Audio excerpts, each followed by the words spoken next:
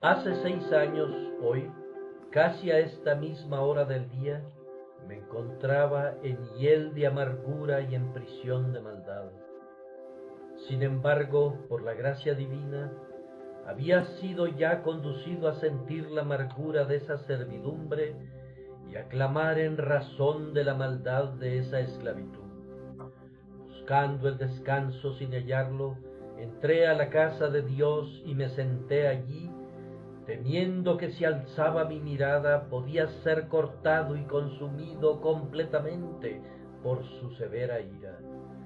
El ministro subió al púlpito y, al igual que acabo de hacerlo yo, leyó este texto: mirad a mí y sed salvos todos los términos de la tierra, porque yo soy Dios y no hay más. Yo miré al instante y la gracia de la fe me fue otorgada allí. Y ahora creo que puedo afirmar verdaderamente, desde que vi por fe el torrente que es alimentado por sus heridas sangrantes, el amor redentor ha sido mi tema y lo será hasta que muera.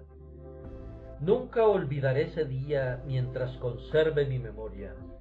Tampoco podré dejar de repetir este texto cada vez que recuerde aquella hora cuando conocí por primera vez al Señor. Fue un encuentro sorprendentemente lleno de gracia, y ahora es una experiencia portentosa y maravillosa para quien oyó estas palabras hace tan poco tiempo, para provecho de su propia alma, que pueda dirigirme a ustedes hoy como oyentes del mismo texto, con la plena esperanza y confianza que algún pobre pecador dentro de estas paredes oiga también para sí las buenas nuevas de salvación, y que hoy pueda abrir sus ojos para que se convierta de las tinieblas a la luz y de la potestad de Satanás a Dios. Si estuviera dentro del alcance de la capacidad humana concebir un tiempo en el que Dios moraba solo, sin sus criaturas, poseeríamos entonces una de las ideas más grandiosas y estupendas de Dios. Hubo una época cuando el sol no había recorrido todavía su ruta, ni había comenzado a proyectar sus dorados rayos a través del espacio para alegrar la tierra. Hubo una era en la que ninguna estrella brillaba en el firmamento, pues no había ningún mar de azur en el que pudiera flotar. Hubo un tiempo en el que todo lo que ahora contemplamos del grandioso universo de Dios no había nacido todavía, sino que dormitaba, increado e inexistente, en la mente de Dios. Sin embargo, Dios existía y Él era sobre todas las cosas, bendito por los siglos.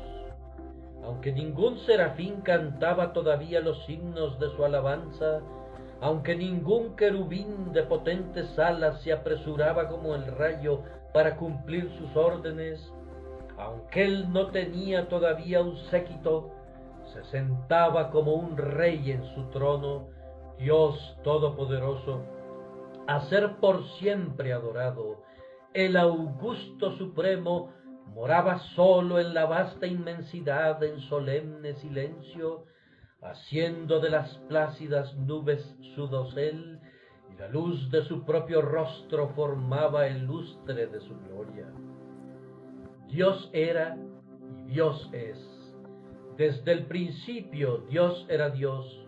Antes que los mundos tuvieran un principio, Él era desde el siglo y hasta el siglo. Pero cuando le agradó crear a sus criaturas, ¿no creen ustedes que esas criaturas debieron haber estado infinitamente por debajo de Él?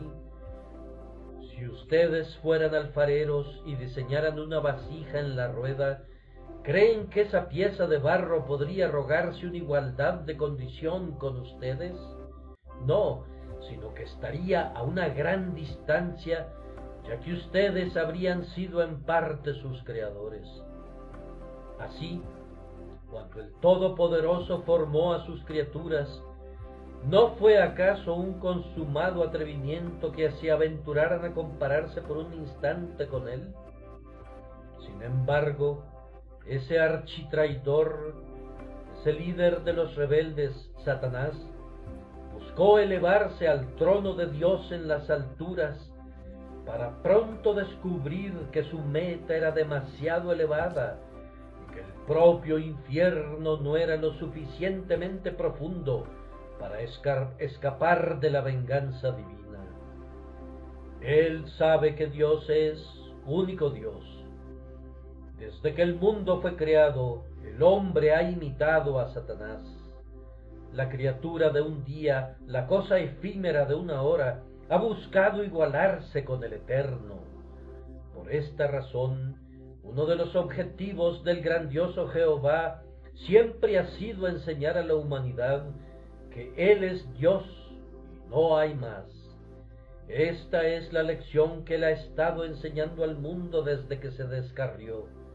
Ha estado ocupado en derribar los lugares altos, en exaltar los valles, en humillar las imaginaciones y las miradas altivas, para que todo el mundo pueda saber que sólo el Señor es Dios, que puede crear y puede destruir.